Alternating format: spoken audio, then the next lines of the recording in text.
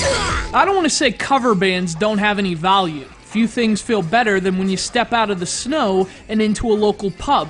And as soon as you open the door, you're greeted by that gush of warmth, the smiles of a few pretty ladies, and your favorite songs coming from the stage. Cover bands can be fun, but at the end of the night, all they've really achieved is making you want to hear someone else's songs. Samurai Sword Destiny does the same thing.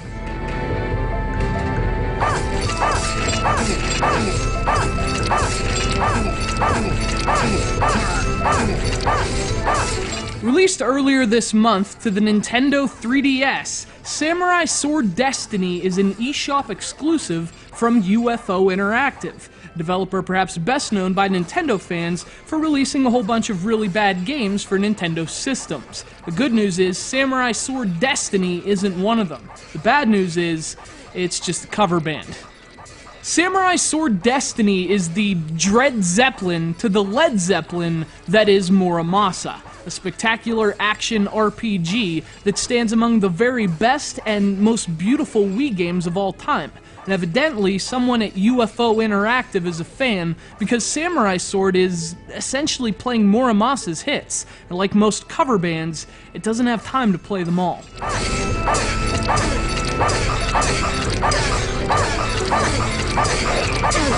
If you've played Muramasa, the similarities should be very clear. Samurai Sword is paying homage to the spectacular visuals of Vanillaware's title, only substituting the game's art style with a more cartoon-like aesthetic. The effect is a game that looks similar to Muramasa in style and tone, but not necessarily in execution.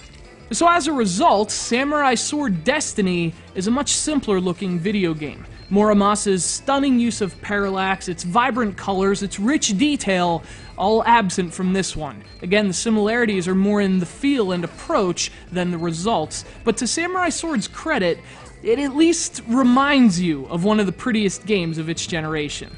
But unfortunately, the same Muramasa Light approach was taken to its gameplay.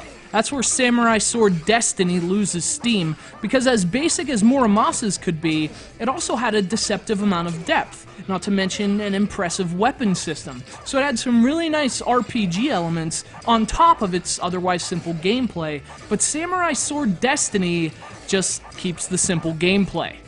Actually, it makes it even simpler.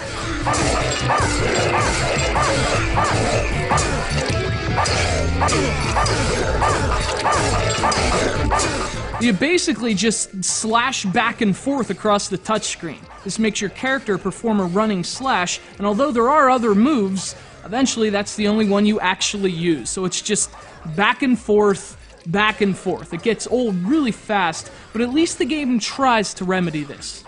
You see, there are also levels that run on auto-scroll, kind of like all the running games so popular in the App Store. And in these levels, you have to avoid obstacles, slash at ninja stars coming toward your face, all the while you run forward automatically. These offered a nice break from the repetitive line drawing, but the game's formula for its levels eventually becomes just as stale.